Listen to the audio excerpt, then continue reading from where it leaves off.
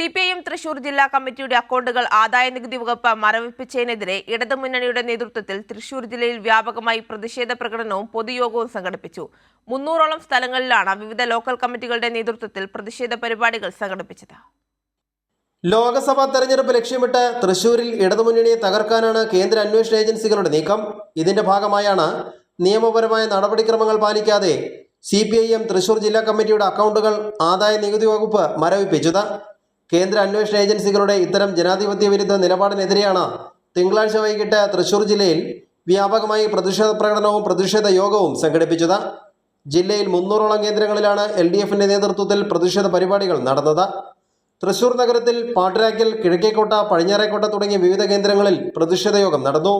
പാട്ടുരാക്കൽ സെന്ററിൽ നടന്ന പ്രതിഷേധ യോഗം CPIM തൃശൂർ ഏരിയ കമ്മിറ്റി അംഗം BL ബാബു ഉദ്ഘാടനം ചെയ്തു. CPIMനെ ഈ തെരഞ്ഞെടുപ്പ് കാലത്തിൽ തകർക്കാമെന്നാണ്, അല്ലെങ്കിൽ CPIMനെ തകർക്കുന്നത് വഴി ഇടതുപക്ഷ പ്രസ്ഥാനങ്ങളുടെ തെരഞ്ഞെടുപ്പ് പ്രവർത്തനത്തിനെ ആകെ മരവിപ്പിക്കാനാണ് ED ശ്രമിക്കുന്നതെങ്കിൽ EDക്ക് തെറ്റിപ്പോയി. ഈ സംസ്ഥാനത്തെ ജനങ്ങൾ ഇടതുപക്ഷ ജനാധിപത്യ മുന്നണിയോടൊപ്പമുണ്ട് എന്നുള്ള കാര്യത്തിൽ യാതൊരു തർക്കവുമില്ല.